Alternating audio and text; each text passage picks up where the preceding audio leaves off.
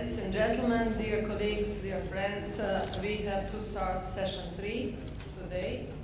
Session 3 of today will focus on intersection of new industrial revolution technologies and innovation and technology parks, special economic zones, and ecosystem building. So I have prepared a few slides, introductory slides, just to set the stage for our discussion. Discussion will be about 70-75 minutes. We have 4 panelists with me today around the table, but also one panelist who could not participate but provided the video message. So if you please go further with the slide, just to say something about new industrial revolution, new technologies. I don't know how you manipulate slides. Don't have anything with me. Pointer is not here, but maybe there. Okay, thank you. So yesterday I was already introducing to you some of these very important new technologies that are associated with fourth industrial revolution.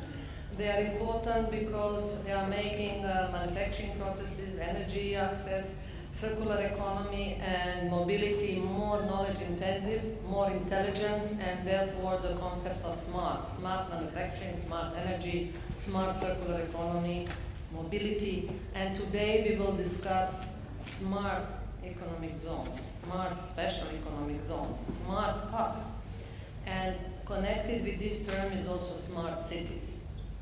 So, fourth industrial revolution, for those that were not so familiar with this concept, why it is important to mention this, that transition from the third to the fourth industrial revolution means bringing automation to the higher level, connecting physical and virtual world. And what is very important today, that some of the advanced countries are talking about Industry 5.0 or Society 5.0, meaning that there are many ethical issues related to this new technology, maybe also industrial safety, security issues, and this needs to be also taken into consideration, how this new technology will impact on the society at large, and that not technology should take over society, but society should control the technology uptake. It's very important to have that in mind also when we heard today about job replacements, what does it mean for the productivity and competitiveness of the future. And the last important thing is that there are convergence of sciences, and they are critical for connecting not only physical and virtual world, but also natural world, ecosystem world. During the process of industrialization, man has created capital, technosphere, and this technosphere is not in harmony with biosphere.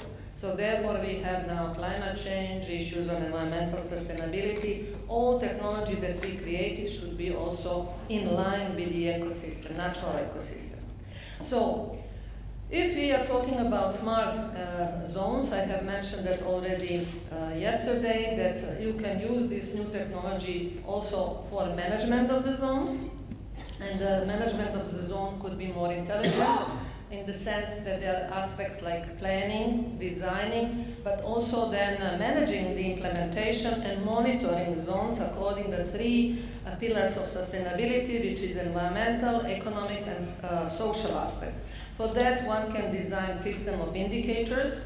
We call them key performance indicators that can be used for the management to monitor the progress along these 3 sets of KPIs. Some of them are already standardized, there are ISO standards of them, the others are in the process of development. Eco-industrial parks is a new notion that takes into consideration sustainability of natural ecosystem and also considers social sustainability.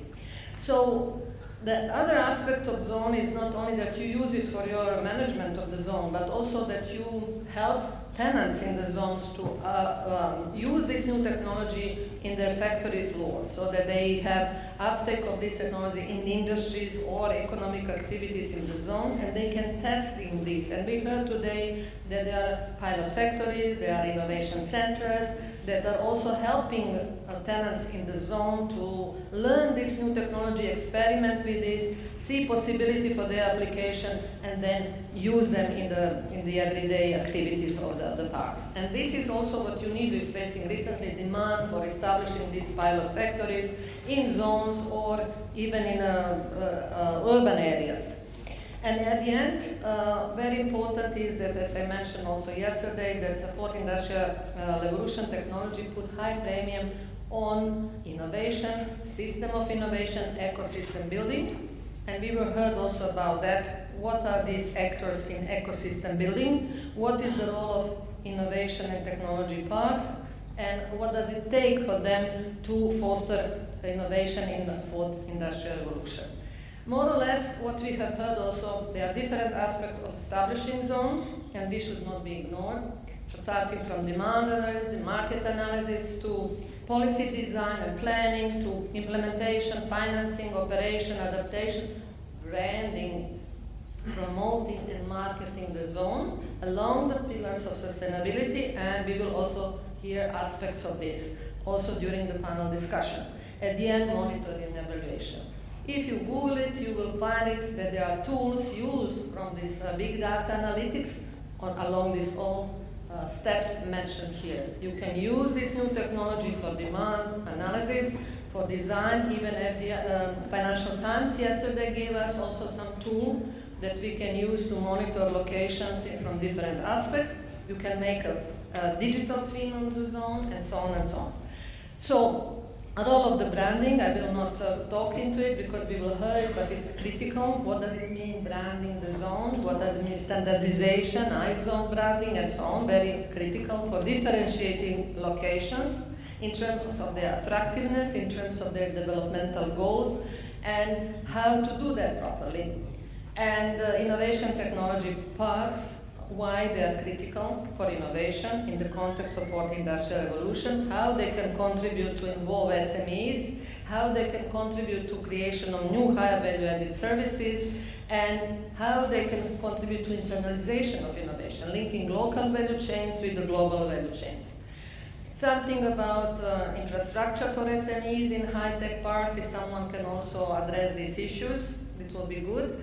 Also in terms of marketing and promotion and services given to the SMEs in the park to attract new tenants to the park. And eco parks and smart parks I have already highlighted, but just to make the difference between eco parks and smart parks is in that eco parks sometimes go in the direction of reducing waste, while smart parks and smart eco parks are talking about zero waste. There are no waste. So you can use new material science to design products that use renewable material resources and renewable energy, so there are no waste.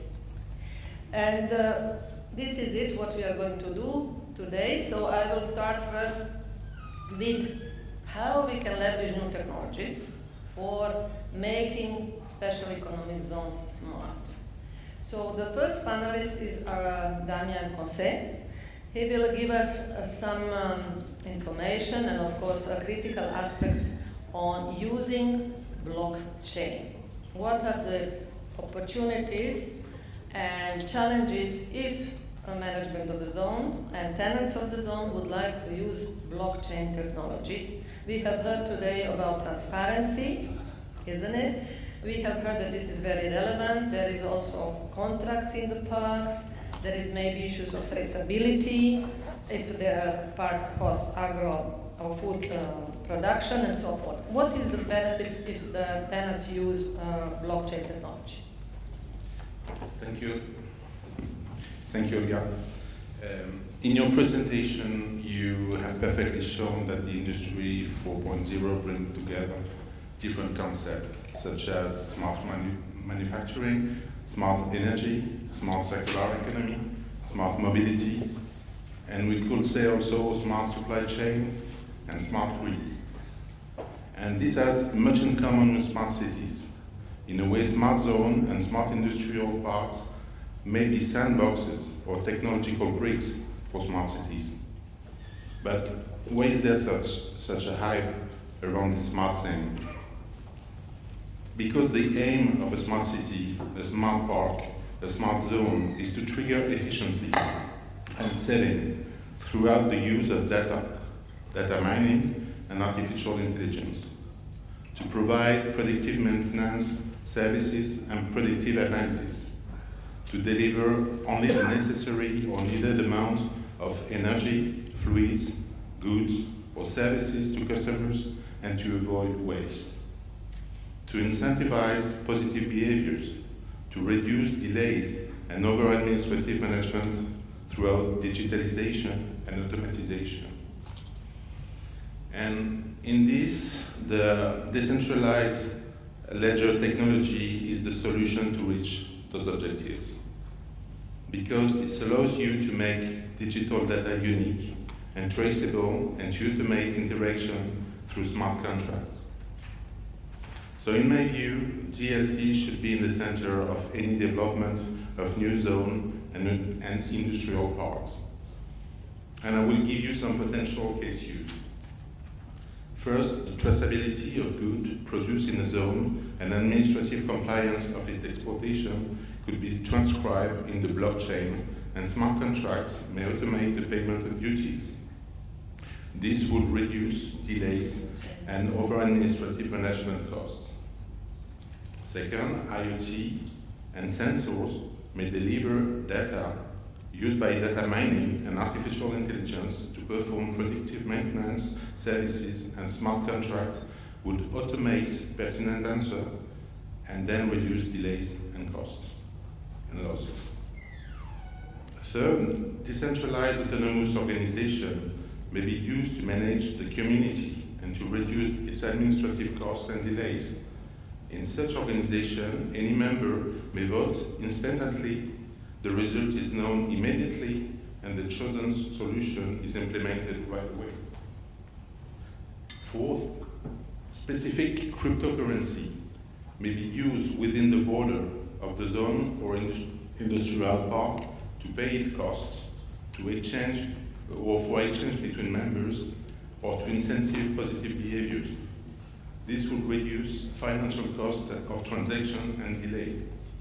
So the benefit of using DLT in this kind of zone are different. The first is, and principle, is environmental, because it is preventing waste of resource, energy, and time. And its major barrier is neither technical nor financial. It's political and legal. Indeed, as you mentioned in the slide, step 2, for planning, policy design and planning, this step includes enabling legislation issues. And this is a major point. You cannot develop the implementation of this technology if you do not establish a global DLT regulation that provides private sector with clarity and certainty. Unfortunately, there still are no global template regulation on DLT that may either apply for zones or smart cities. And it is a difficult subject, although it is simpler to regulate a zone than a smart city because civil rights are less involved in it. However, such regulation must define what are decentralized ledger technologies, what are the specific regime of their actors, exchanges, custodians, DAOs, tokens, what is the legal regime of data, what is the blockchain probative value, and this is a burden the administrative authorities are reluctant to handle. So the future of the economic zone, their appeal are based on the use of DLT, and it's a major tool to attract investment in my view. Thank you so much. So to conclude a little bit from your presentation or your speech, it is very important to emphasize the potential of this technology for a low trust environment and inefficient institutions, isn't it? So this can help to bridge this barrier for effective management in the zone. So if you are talking of public-private partnerships, you have to make certain contracts, and contracts have to be enforced. Once you use this technology, you cannot go back. It's set. That's it. Then transparency, very important. It gives a clarity for SMEs. And this is in terms of management. But, for example, if there is a company in the zone during food processing, you can use this technology for traceability. Who has produced what? It's also registered through this, using this technology, and if food poisoning can be controlled with the blockchain technology. Yes, and also you can make sure that everything is done properly.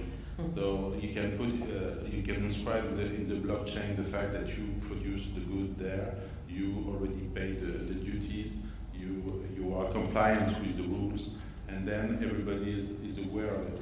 So it's the ultimate proof of what you've done. Unfortunately, we had envisaged 2 other panelists today, but they could not make it because connections were very bad, who are from Slovenia, who were also participating on the regulatory aspects of blockchain in the European Union. And we want, if you are aware of anything, maybe you can tell us a little bit later when the other panelists finish their presentation, but it's also regulatory aspects on the regional level could be also beneficial to hear about. Yes, and there is a lot of question raised from general authorities, how to control the development of blockchain, the issue of cryptocurrency and so on. But you have some example. For instance, China will use a national digital cryptocurrency in its zone, Shenzhen, and it's really useful. Maybe we can develop this point. Yes, okay. Thank you so much. So now we will go a little bit to connect to this presentation about what does it mean having an ecosystem building, innovation system building in special economic zones, or even a larger territory, if we can say, a broader concept of zones. We heard that also in Poland they are enlarging the concept, the geographic area expanded with applying the same principles. So, in the context of fourth industrial revolution, innovation is crucial. Why? Because of exponential technological progress. Contrary to other industrial revolution, we are facing exponential technological progress, which means that innovation cycle is shrinking. Commercialization of new technology is very fast. That means critical aspects for competitiveness. What was competitiveness before is not the same today, which means becoming kaleidoscopic and easily penetrable, which means today I'm competitive in small niche, tomorrow I'm not competitive anymore in that because of the convergence of sciences. For that, you need to have ecosystem building to be aware of it, to mobilize local talent pools, skills, knowledge, and also institutions dealing with the creation of new knowledge. With other comments on that, I would like to invite Simona, who will tell us about what are the critical aspects of ecosystem building in the context of fourth industrial revolution. Thank you, Olga. So, thank you, everyone. I will try to present to you a slightly different perspective. And to do that, I need to start with some history of Slovenia and to just give you some basic data. So in Slovenia, there's just slightly over 2 million of us, so we're a very small country. We have very good knowledge according to all global indexes and so on. We have extremely good, or supposedly very good, developed education system, but when it comes to commercialization of innovation, when it comes to motivating our researchers to go into companies, to go into startup spin-offs, that's where we have an issue. In the past, our government tried to do that by investing in economic zones, in technology parks, etc. However, with recent developments, or with, let's say, with the last recession, what happened is it came to be obvious that that is not enough. So the new approach of our government, which was actually imposed to us by the European Union, was the Smart Specialization Strategy. Basically, the European Union imposed on all European regions to implement their own strategies to decide where the region is going to focus. In Slovenia, being the small country we are, we only have one strategy for the whole country. So basically, one of the priorities of the strategy is Factories of the Future. This is an informal organization that's led by one of the largest Slovenian institute, Jožef Stefan Institute, and its bringing together everybody that is dealing with Industry 4.0. So, companies, technology parks, universities, research institutes. And what happens is, with that, each player has its own role in the system on one side, and on the other side, because we're forced to work together, it happens that synergies occur. So one of the results of this strategy already is that in 2014, there was 90 robots per 10,000 workers in Slovenia. In 2017, that result is 190 robots. So the synergetic effect of a whole country, let's say, trying to be the special economic zone is already obvious. Basically, what the STRIP, or the strategic partnership, is focusing on is to upgrade and connect the research and support infrastructure to provide faster commercialization of research knowledge, forecast and tailor the educational and training programs, and create value chains. And I would like to reflect briefly on all of this. The research infrastructures, the public research infrastructures, are closed. That being said, for a small company, a startup, a researcher that has an entrepreneurial desire, it is very hard to bridge that time to market gap. So by connecting the relevant players within the Industry 4.0 priority, we're opening those infrastructures. So we're working towards an open innovation ecosystem. By providing faster commercialization, we're connecting financial funds. So from Slovenian Enterprise Fund, from other public and private funds, the relevant bridge or facilitation of access to the funds is done again through this priority of factories of the future. Thirdly, because we're a small country, we are still not collaborating as much as we should between each other. So the relevant ministries do not understand where, let's say, the skills and the training of workers have to go. So this priority partnership is playing a crucial role in defining the future roles, the future skills, the training programs, formal and of course informal. And fourthly, again, due to the size of the country, it is extremely important to create value chains, not only in Slovenia, but to work with the European Union and to work globally. So the whole point of the Slovenian approach, and it's going in all other priorities as well, is to basically bring everybody together with that, create the strength of the country in the specific field, provide for the brand, and with that enable global penetration in niche markets. And I think that is a brief introduction, but of course I remain available. Thank you so much. I think very important issue that you flagged is open innovation system. And while innovation was closed in the past, already with the globalization and global value chain spreading, innovation is not anymore localized, it's global. Therefore we have global innovation networks. And this is really present in all industries that are very much knowledge intensive, like in semiconductors. So if you're talking about transactions and tomorrow and protectionism, what will happen with these global innovation networks if you put borders? So how you can move all this back to your country? Almost impossible, because in the virtual world, innovation will continue to operate unless you put the ban on internet. So this is very important, and to prepare for this open innovation, you have to network, and this you have flagged nicely. So how we also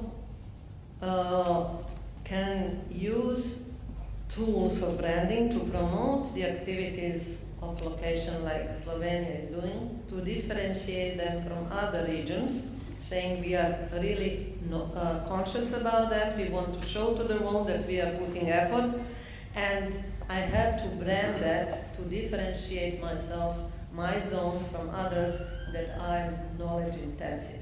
I want to mobilize local asset, intellectual capital to go forward. This is for our distinguished panelist, Gerard Rebičić, who is the president of European Brand Institute. The floor is yours. Thank you. Yes. Okay, maybe first, thank you very much, Mrs. Chairman, Chairwoman actually, the proper term, that we're covering this topic also of brand. We believe from European Brand Institute, actually we say our motto is value to brands. We put value to brands, we are valuing brands.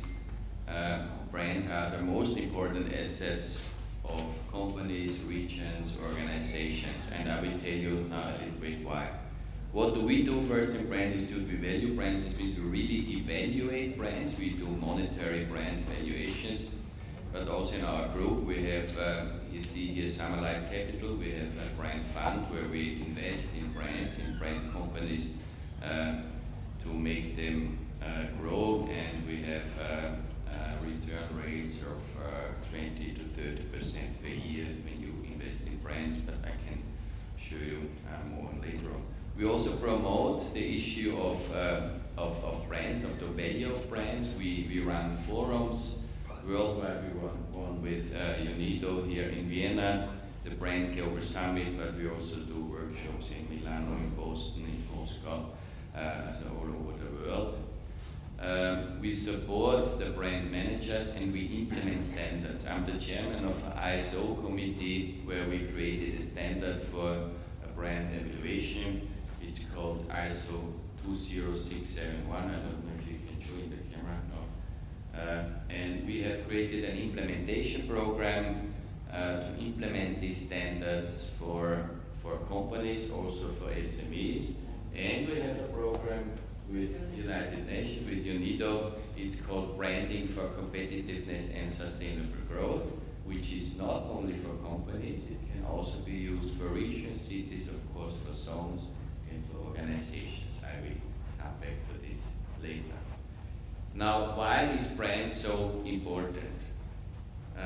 Brands, according to our studies, and we do many studies, brands account for about 40% of company value. 40% of company value. What do you think is real estate? It's not so, maybe not so important here, but what do you think is patents? How much are the patents worth in relation to the company value?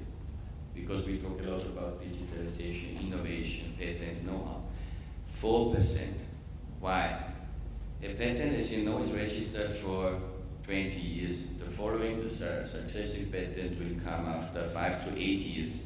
A brand lasts forever. So a brand, 40%, patent 4%, so it's a relationship of 1 to 10. So it's important when you start a business or when you have a brand, an innovation, that you start with the brand development and you protect your brand. I come back to this also. So it's very important for the So brand is very sustainable. It lasts forever, more than these innovations. That's why what you say, you should put it in context, you should create platforms. I think that's the way to go. Also, one of our studies show that brands create prosperity for regions and economies. Why? We did an analysis and took the top 10 brands of a country, the value of these brands, and related it to the GDP of this country. And then we related this indicator to the GDP per capita. There is a 92% correlation of having more valuable brands in a country means having a higher GDP per capita.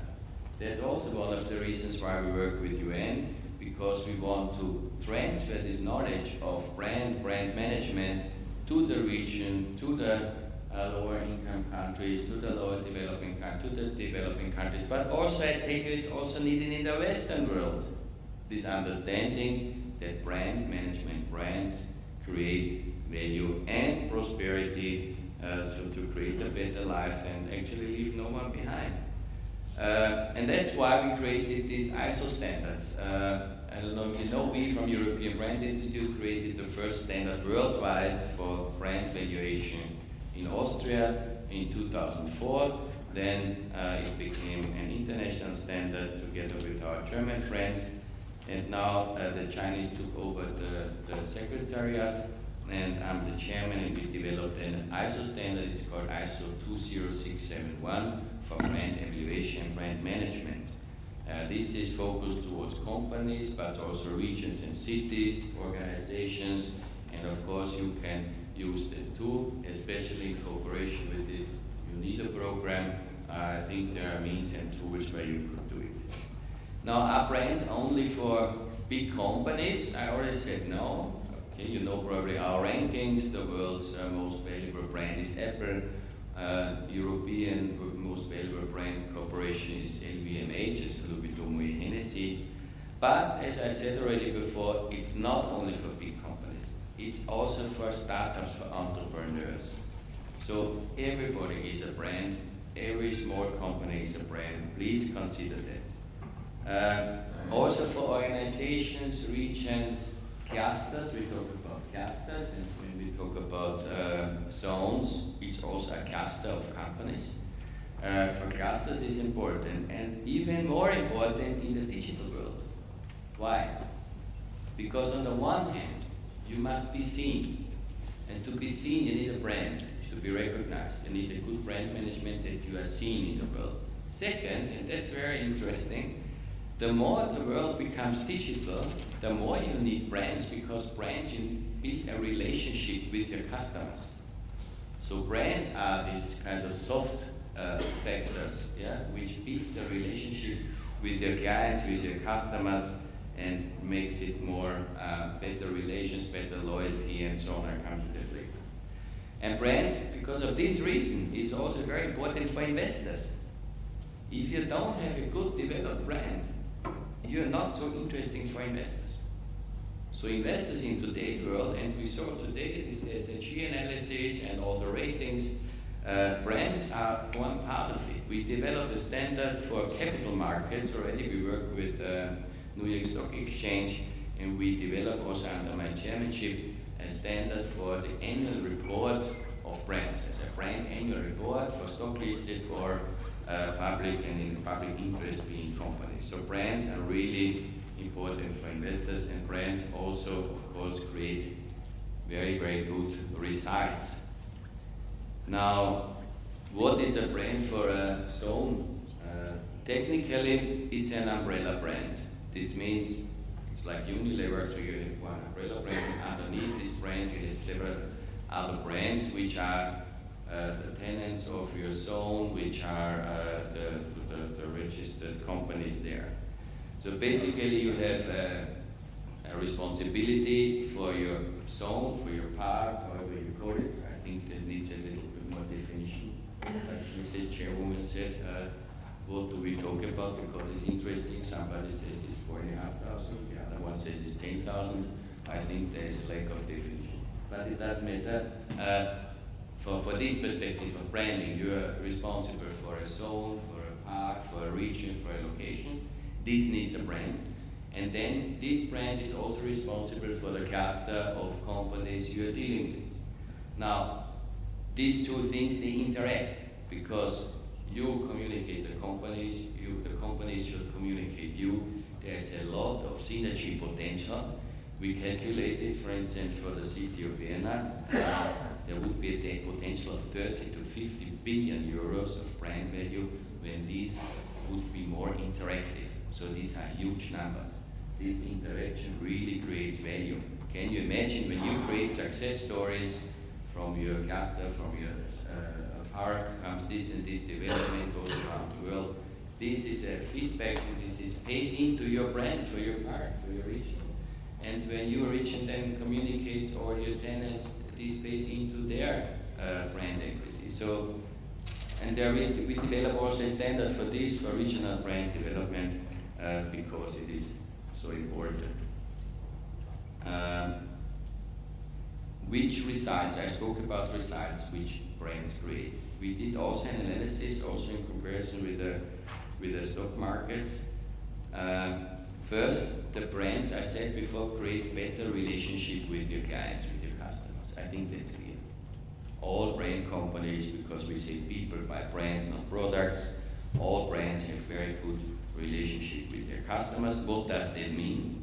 That means in a risky, in a challenging, in a crisis situation, brands perform much better.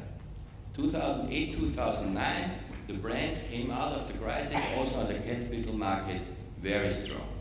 So a brand is against risk. It increases the resilience, which we spoke about at the UN General Conference, resilience of companies, resilience of economies, resilience of regions. It depends on brands. Of course, through these very good relationships, brands can also create better margins, a better performance. With a brand, you can easier access new markets, you can easier internationalize. SMEs, small companies, clusters, they can internationalize much easier because of brands. You can, of course, also attract talents.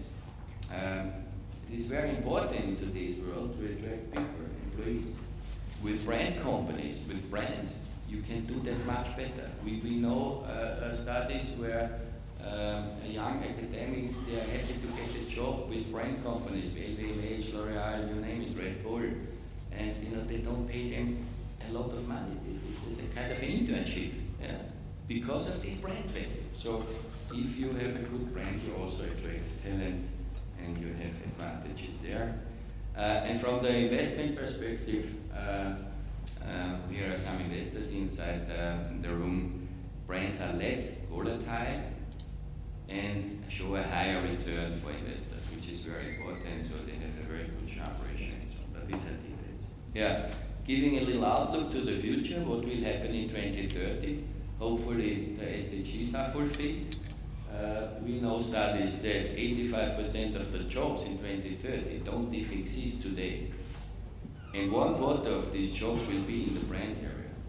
So please use this brand concept, implement it, teach your entrepreneurs, use it in your regions. And actually, end of April, we have a nice forum in Vienna together with United Nations. I invite you to this. Yes, keep on branding and the questions later on. Thank you. Thank you, Gerard. That was very insightful. I think for all of us that we didn't pay so much attention on this, but new value created from branding and also about job creation, extremely important to have that in mind. So now we would like to go to discuss the issues that we heard yesterday about some zones, some special zones from some region have attracted more foreign direct investment than the others, which was flagged by the Financial Times. And among them are also some Balkan countries, some emerging Europe countries. We don't call that in Europe in UN anymore. But despite that, they have been flagged as the most attractive places for foreign direct investments. And Philip, you have been working within the context of OECD on focusing on the Balkan countries. So can you tell us how you would differentiate it, why this region and not others have attracted more foreign direct recently? Sure. Thank you, Olga. I would like to say that our topic of discussion, first of all, today is very challenging and on different levels. First, we are in the early stages of a fourth industrial revolution, and it is still hard to predict the pace and technological disruption that it will bring. It will be large, for sure, but how large, still to be seen.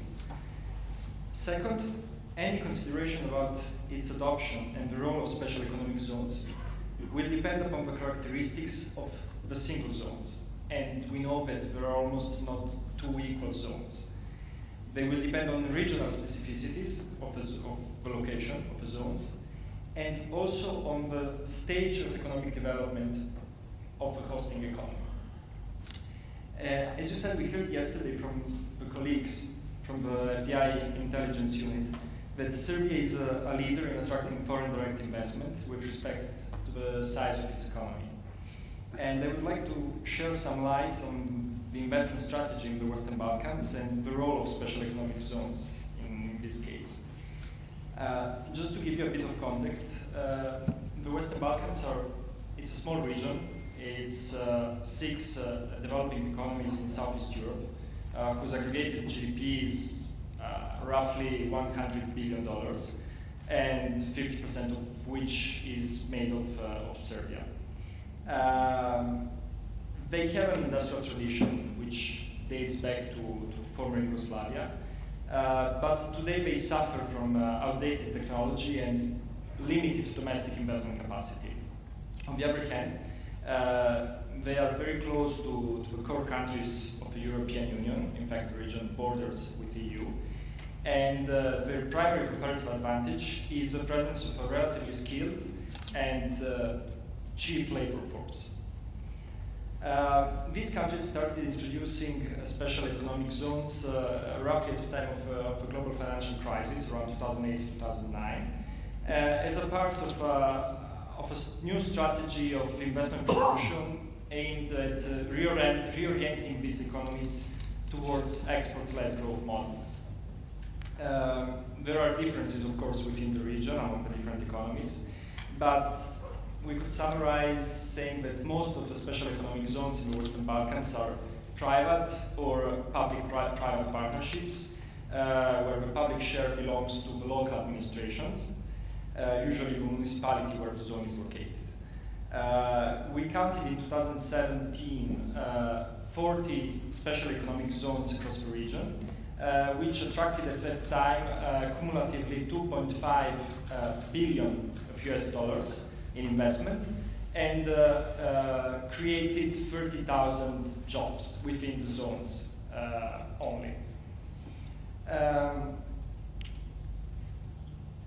In terms of incentives, special economic zones in the Western Balkans do not offer special fiscal or monetary advantages. Such incentives exist, but they are linked to the size of investment and the number of new jobs created, rather than the particular location within or outside the zone's borders. What the zones offered instead in the Western Balkans was a series of non-fiscal advantages, such as dedicated electricity grids and generators, clarity and guarantees about land property, logistics services, 24/7 in-house custom offices, assistance with dealing with national authorities, and so on. So in this sense, we could say that special economic zones represented originally in the Western Balkans a way to protect foreign investors from certain shortcomings of burdensome and still uncompetitive business environments of the economies in the region. Yet, over the years, now it's already 10 years since the introduction of the zones, the countries have progressively eased their business environments. They are removing red tape, they are adapting to international standards, they are improving custom administration, expanding custom services to all checkpoints at the borders. And so progressively we could say that special economic zones in the Western Balkans are somehow losing their very reason of existence. So this leads us to the point of asking ourselves what the role of these zones can be in the future, and in particularly in the context of this Industry 4.0, as well as in the context of the current national development strategies of the Western Balkan countries. So, Industry 4.0 is the outcome of diminishing costs of digital technologies, unprecedented combinations of different ICT instruments with new materials and multidisciplinary approaches to production and innovation. Its impact can be huge on countries that rely mainly on low labor costs as their comparative advantage. In fact, we are already witnessing something like this happening in Central Eastern European countries, which in terms of economic development, we could say are placed some 10 to 20 years ahead of the Western Balkans, and proved successful in the 1990s and early 2000s in attracting large amounts of foreign direct investment from the same countries and in the same sectors where the Western Balkans are active today. But Central Eastern European countries are not able anymore to compete purely on low labor costs. An important example, for example, is the Slovak Republic, which is the world leader in the automotive sector in terms of motor vehicle productions per capita. But as unemployment fell in the Slovak Republic and wages rose, Many foreign producers in the country started to lay off large number of workers and automatize production lines. So we are now detecting signs hinting to the fact that Western Balkans are progressively entering the so-called German Central European automotive value chain, which means that not only they supply directly German companies or German investors are present in the Western Balkans, but that other Central Eastern European countries, which supply as well automotive companies in Germany, are outsourcing more labor-intensive and lower value-added segments of the production to the Western Balkans. This is good because it means that the Western Balkans are progressively embedding into the automotive supply chains of Germany, but it still poses challenges in the medium term. Labor-intensive industries imply lower fixed capital investment. Therefore, it is easier for them, for international companies, to move factories around once incentives phase out or labor becomes too expensive. So this leads to the question, what will happen when automation brings production costs further down, replacing cheap labor with automated production lines?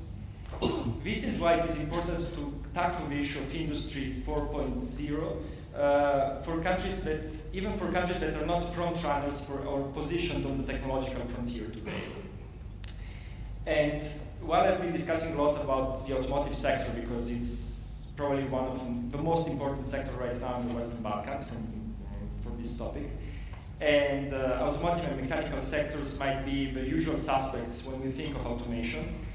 In fact, there's no traditional sector that can be considered safe and too far from the reach of digitalization and automation.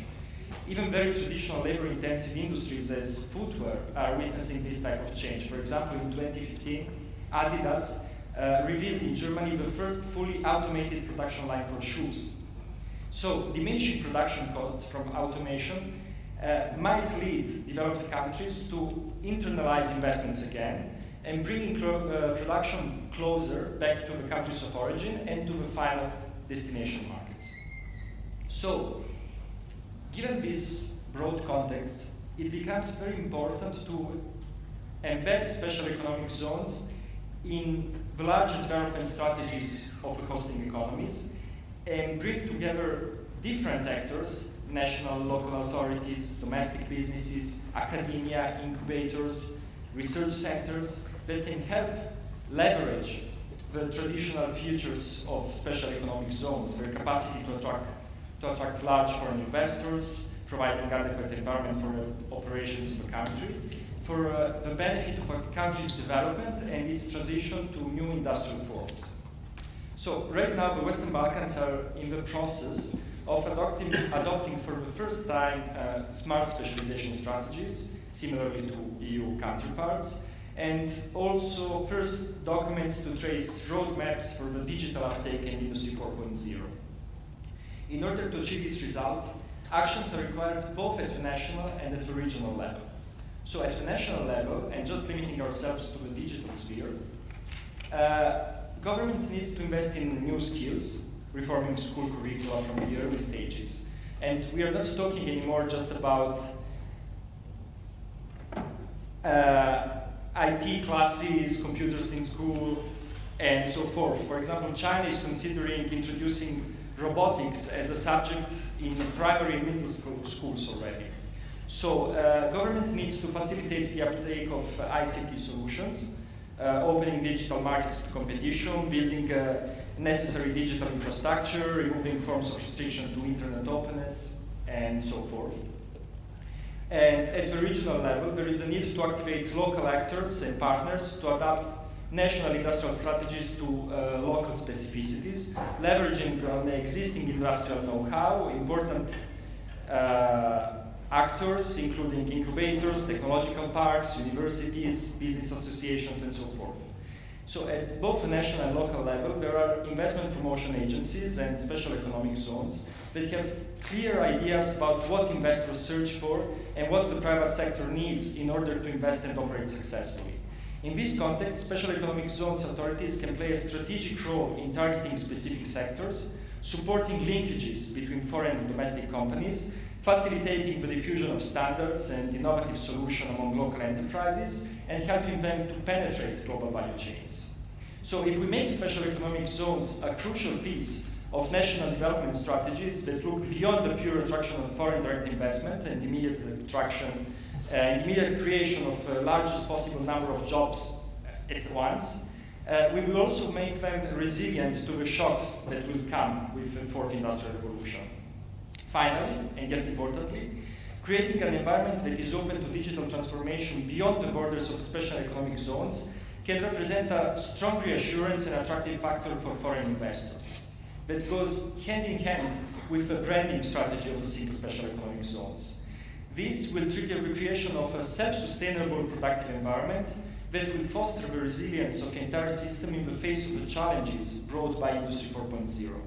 This is, for example, the case of the Baltic states, which have transformed into some of the most connected and advanced digital societies in the world, attracting key digital players and a growing number of startups, not just because they have efficient and functioning special economic zones, but because they became widely recognized as societies with a strong feeling for innovation and entrepreneurship. Thank you, Philip. You have highlighted many issues. Let me choose two, which I think are worth mentioning and underline it. That is the role of special economic zone losing the sense that you love in a certain point of time when the fiscal incentives are not more relevant or business environment are so good that reflect also the business environment in the rest of the economy. But as I flagged yesterday, the role of special economic zones and geographical area zones for any of activity is not just to give special incentives, fiscal incentives, physical infrastructure, but it's also to experiment with something new. In China, they use special economic zone to experiment with structural transformation, with new reforms, in order to see whether that will work in the rest of the economy. Which means that you can also pilot new institutional reforms in that territory and see if it works for the rest of the economy. I will give you one example, is Austria, where I'm living now.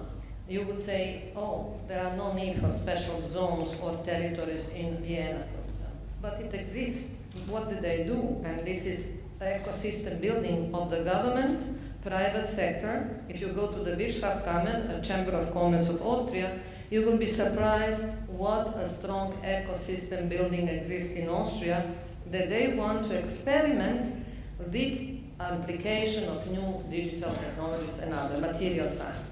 And they have chosen one location in Vienna, we call it Aspen, where they build innovation center, pilot factory for fourth industrial revolution. And there are many visitors all over the world coming in this factory to see how it works. They were inspired by that, and they go back home and start establishing similar pilot factories.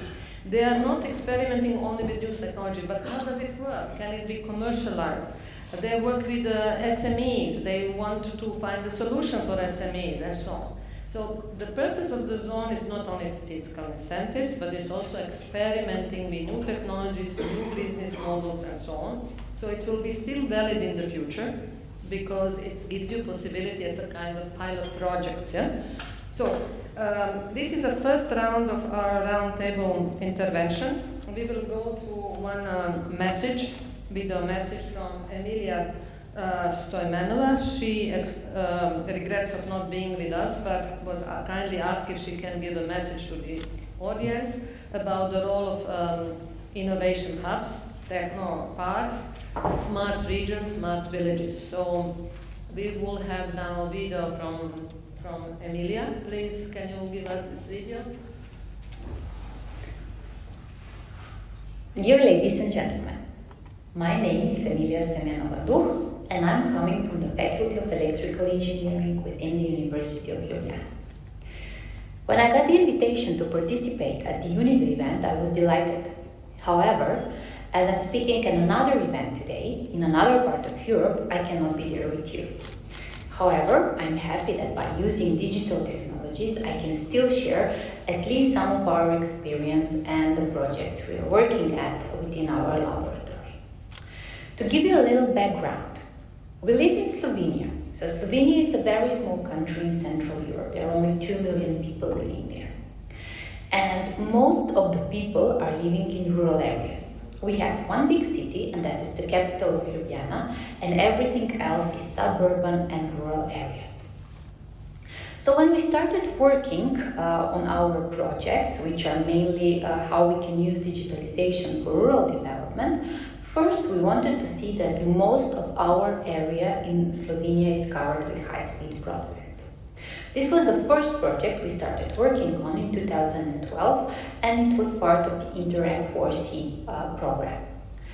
Once we finished with that project, and together with the Ministry of Public Administration, we provided action plans how to cover most of the country with high-speed broadband, we started thinking about what to use this internet for.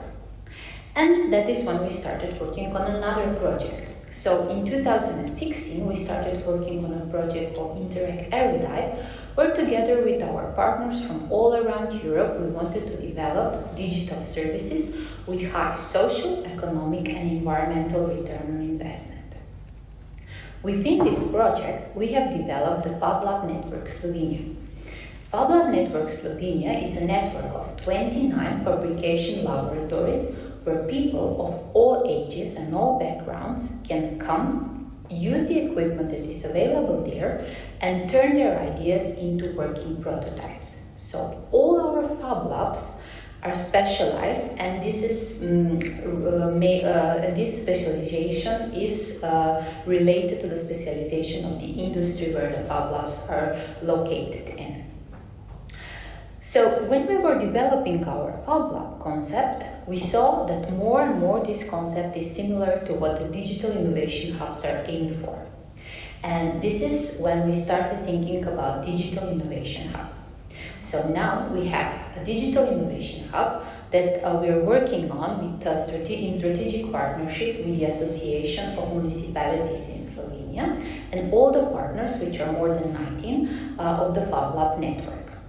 The digital innovation hub we have is called 4P Digital Innovation Hub, and it is meant the Public-Private People Partnership Digital Innovation Hub. We have 4 pillars in our digital innovation hub, and that is industry, municipalities, public administration, and educational organizations. So with our digital innovation hub, we want to help all these different sectors in their digital transformation processes. The projects we have in our laboratory, and there are 8 of them currently, we have 2 different branches. So the first branch is the digital transformation of the companies, of the economy, and the other one is the digital transformation of the region as a whole. So here we have also different projects, 2 from Interreg Europe and 1 Horizon project, where we want to help the whole region in the digital transformation process. As I mentioned earlier, mostly of our areas in Slovenia are rural areas, so the projects we are having are called Smart Villages. In the Smart Villages project, we have 4 pilot areas in the country where we are developing different services, and we are helping the communities in those villages to become smarter. By smart villages, we don't only have in mind technology, but most of all we have in mind people. So what we are doing in our Smart Villages project? First, we want to make sure that we have all the infrastructure needed. And by infrastructure, I mean internet, so high-speed broadband and Wi-Fi access. Once we have the internet, we are working together with the communities, so with the municipality, with all these local stakeholders, and we want to see what are the challenges they have, and then we're using the modern technology to solve those challenges. Here we also developed a new concept called Local Heroes concept, where we want to use local people, so the ones who are well known in their region, well admired in their region, and they are our connection, our mediators to the local villagers. On our blog, you can find a lot of different examples of what we are doing within the Smart Villages project, and I hope that you will find this interesting and that we can collaborate in the future. I'm very sorry again, I cannot be there with you. However, these are my contacts, and please contact me if you have any questions or you want to hear more about what we are doing at our laboratory. Enjoy the event and hope to see you soon at another occasion. So this was the video that was flagging also the issues of having these digital innovation hubs and organized approach to this, institutionalized approach to this.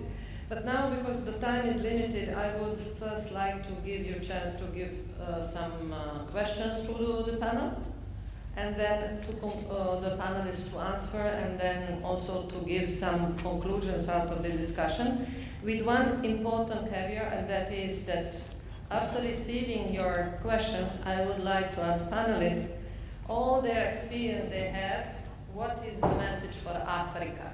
Africa was the first day. LDCs are most of the, almost 90% of LDCs and more are in Africa. All what we have heard today, what are the messages, recommendations for African countries? So first, the questions from the floor. Please, floor is yours. Can you introduce yourself, please?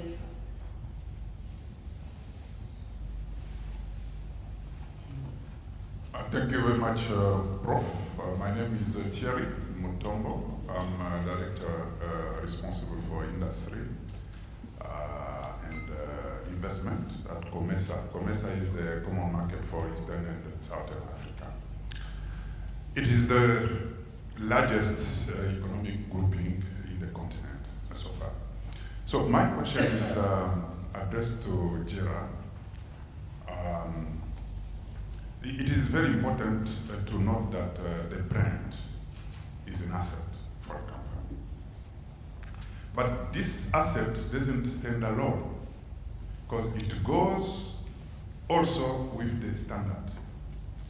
And the consumer perception. If you look what happened to Monsanto is a company specialized in pesticides, and today Monsanto is almost collapsed because of the standard. Now, you didn't refer to standards, you didn't refer to consumer decision or perception. I don't know in what we are doing in terms of monitoring brand in your institutes, if you also deal with surveys to get at least the perception from the consumers. What was the last sentence you said? I didn't understand. Deal with? I'm asking if in monitoring, yes, if you also deal with the survey. Survey, yes. Mm-hmm. To get the consumers' perception or behavior. Thank you. Thank you. That is a very relevant question, particularly related also to new technologies, because we don't know what will be the consequences of all these fourth industrial revolution technologies. You mentioned Monsanto, they experimented with genetically modified organisms and so on, but new technologies are coming on the market, and there is not enough research done what are the consequences of those for industrial safety, cybersecurity, for ethical issues and so on. Yes, so this comes to the question of Africa, and the question comes from Africa. Thanks for this question, and congratulations that you're interested in this topic. Basically, in the standard 20671, we say, and you mentioned products. Of course, product standards have to be fulfilled. You also have to ask yourself which products you're offering. If you're offering today typewriters, your brand will be worth nothing, because there are no typewriters anymore. This comes back to the issue of sustainability. What are you offering? What are your products? What are your services? Look to the car industry.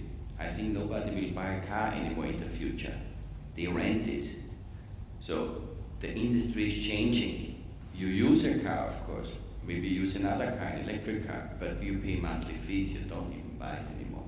So what is your business model? What are you offering? And of course this goes in hand with standards. You should have standards where you comply to international standards and your business is sustainable. We have 8 areas defined, the Chinese call it 8 treasures, which define brands. One is of course which products you're offering. The other one is, do you even have a legal protection? Are your brands protected? How do you communicate? How do you interact with your target group? This is the whole tracking, monitoring where we are in. How you do with markets, what your financial results and so on. It is also an input-output process. This means monitoring, tracking, measuring is very important. You don't have to have big service. If you have an SME, of course you cannot, a small entrepreneur, you don't need big service. You don't have to ask market research companies to do that. You can do it yourself. You can ask your clients, you can ask your sales reps to do this for you. But you need some kind of input-output relationship. You should know, what do I put into my brand management? This means how much money I put for registrations, how much I put in advertising, what do I put in product development, innovation, in the service area. So what do I put in? Branding, brand management. And what's the outcome? How many hits I have on my website? How many Facebook likes? How many social media, social net value, PR values? What are my sales increasing? How are my margins developing? How do I come into new markets? So what we want to define with these new standards is that you can measure it and that you have to measure it. And in the standards we define what you should measure. Because before having these standards, there was no clear definition what is brand. One said it's the legal protection. The other one said it's the quality of the broker. The next one says it's my share of voice on the market. The other one says it's my license fee I receive. So that's why it was necessary to create this global standard for brand evaluation, management and development. And there is everything defined, and it's very important, and thanks for this question, that you are measuring, monitoring, tracking your inputs and outputs on these several, we call it 8 treasures. Does this answer your question? Yes. Any other questions? Yes. Thank you. Hello, my name Il a l'autre micro. now obviously. Hello, my name is Boštjan Skladar. I'm representing WIPA, the World Association of Investment Promotion Agencies. I would like to give a question to Philip, since you've been speaking about the Western Balkans. I somehow come from the region as well, and I'm sure we all heard that because of the refusal of the negotiations to European Union, especially of Northern Macedonia, there was an initiative from Serbian president, and they created some so-called mini Schengen a couple of days ago, so Serbia, Northern Macedonia and Albania. Do you think this will influence to the, let's say, particularly zones, since there are many zones around? Could it be like a regional bigger zone? We all know that investors are seeking for the security and stability and the, let's say, regional focus. So would this be some opportunity for that 3 countries that joined into this mini Schengen, and potentially Kosovo might join this? Would this affect to zones or per se? Thank you.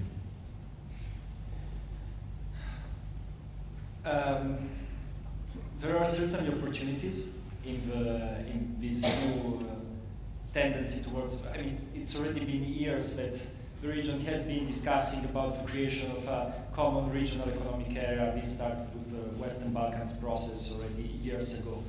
And there are certainly good aspects about it, mostly good aspects about it, which are also related, for example, to the issue of branding, in the sense these are very small economies per se, with small capacities to produce, but also limited labor force, and putting their putting their forces together, they can digest larger and bigger investments, first of all. Second of all, they can work on a branding strategy that would apply to the region as such, and not to the single countries, which unfortunately might still be perceived from the outside as a sort of messy region where neighbors struggle with each other, and this impacts negatively the business environment.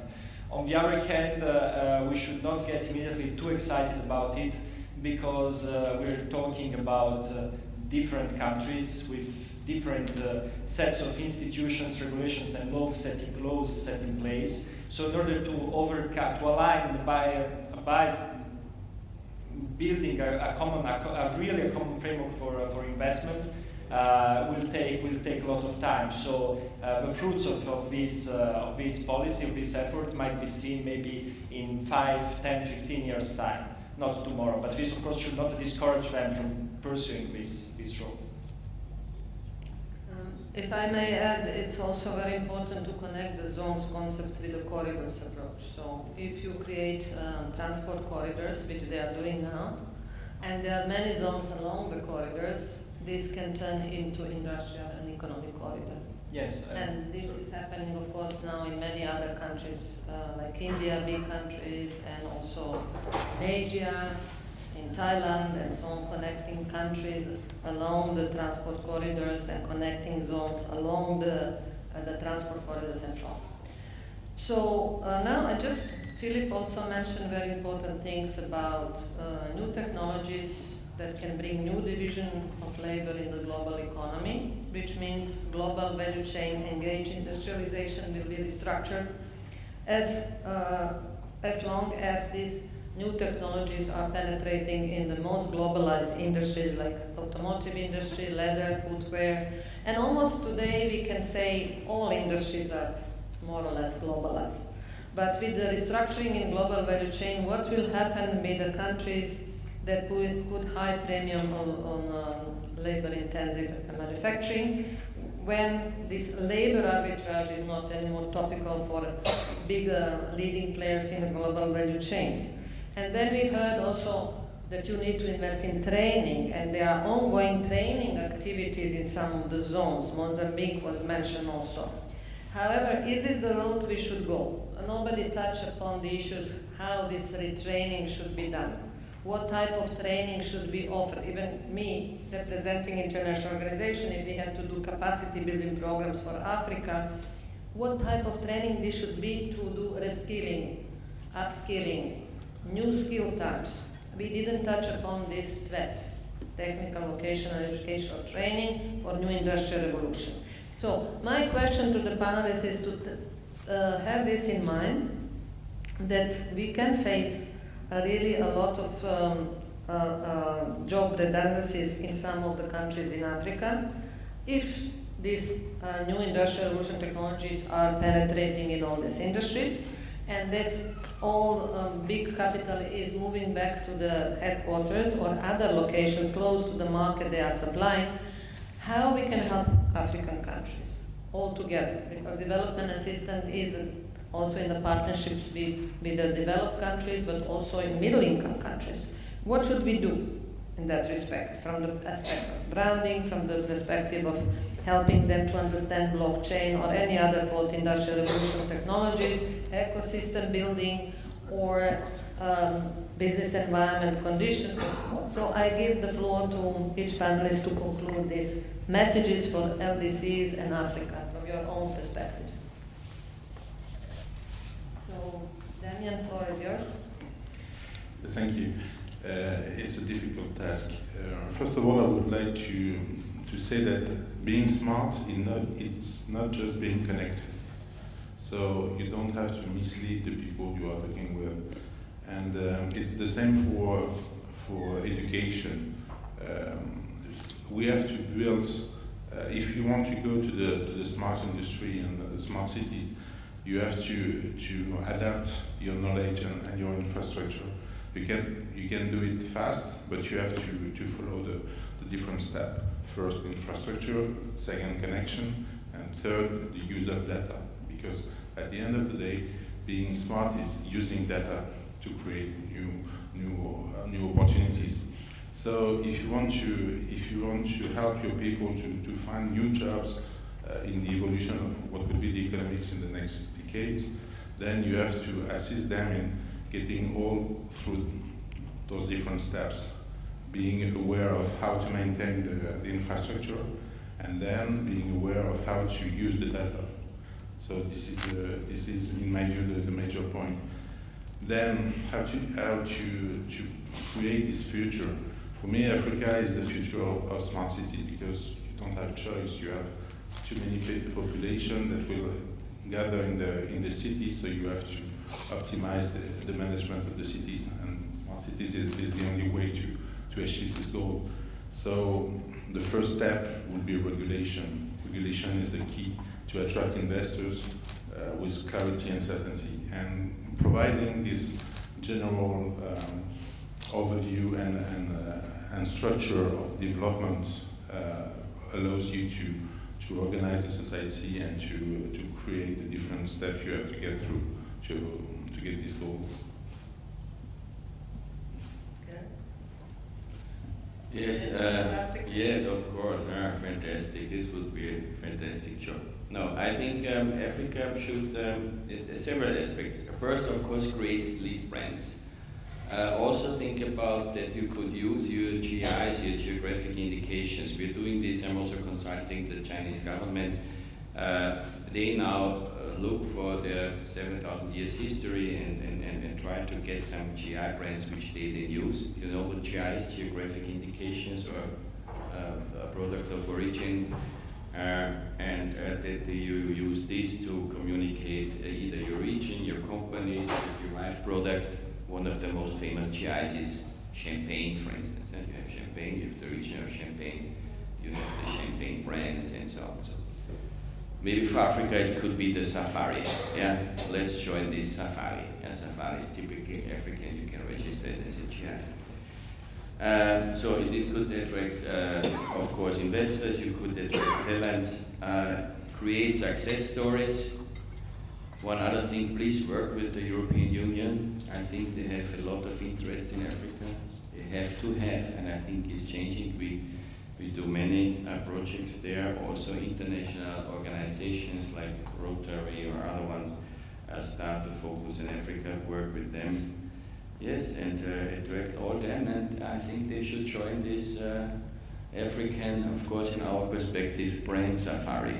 Yeah. Okay, thank you so much. And then we go to Simona.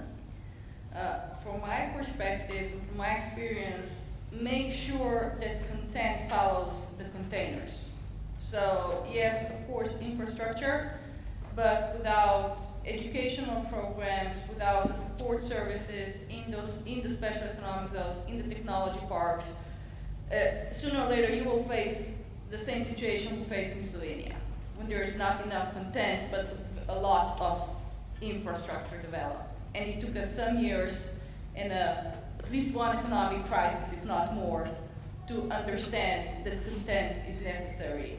The second thing I would say is, if you can keep the strategy for some time. Again, my experience in Slovenia, the strategy changes every couple of years. And that creates some issues, apparently. And the third thing is, especially with small businesses, value chains create for exchange of experience, exchange of knowledge, stronger brands, and therefore also spillover effects. Okay, thank you so much. And then Philip. Yes, I would like to go back to the big issue of employment creation and employment destruction, which I think it's the most urgent topic for developing countries. I opened earlier stating that the future is unforeseeable and we don't know what the impact of the Industrial Revolution will be. What we know for sure is what happened in the past. If we look at the big winners of the previous industrial revolutions that were not able to conform to the new tendencies, to the new changes, they lost. I mean, if we look at Detroit in the United States in the 1960s, it was the richest American city, the highest income per capita in the United States. Today, it's the fourth last. because it was not able to embrace the passage from the second industrial revolution to the third one in the 70s and 80s. So, and I understand, especially when you talk about large developing countries with high unemployment rates, that talking about the quality of investment might be a finesse that they cannot afford, in the sense that there will be, first of all, good economic reasons to accept and stimulate all sorts of investments, even labor-intensive ones, as long as they can help reduce the huge problem of unemployment. And there will be, of course, huge political pressures in this sense to reduce immediately these issues. And that is fine. But at the same time, this should not be the only strategy. And while pursuing short-term goals, African countries need to be prepared for the disruptions that will come. Now, the unfortunate thing about disruptions is that we don't know when they happen, but they happen.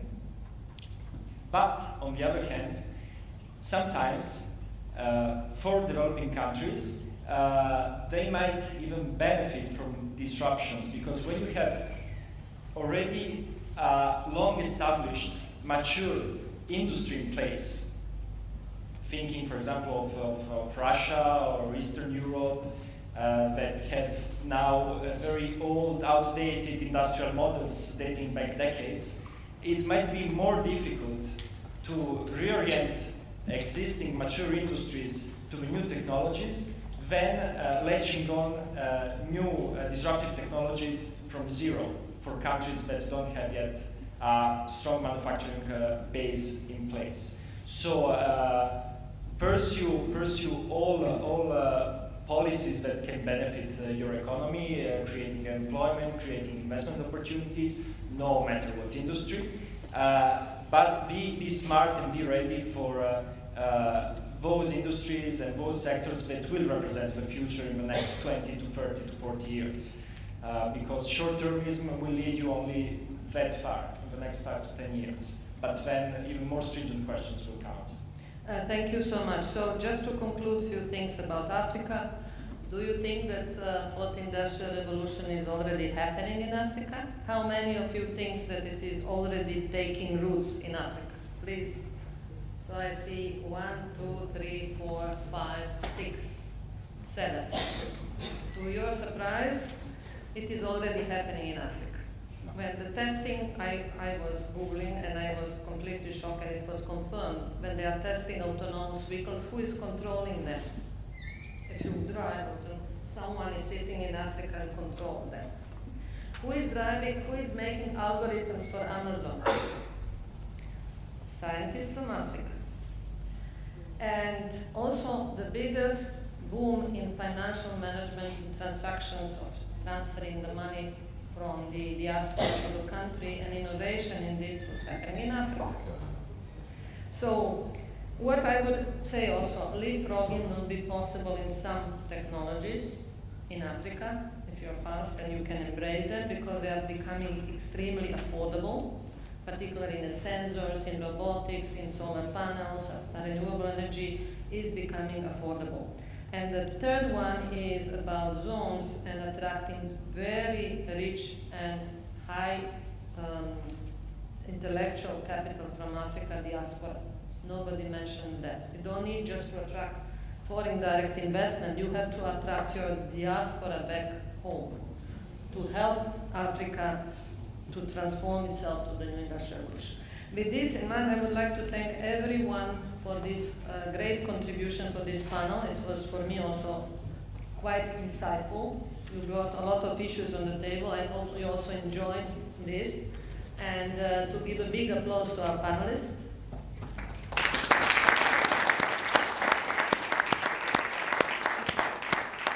And a big applause to our chairwoman, please. She did a wonderful preparation. And with this, we close this panel. I think the lunch is served outside now.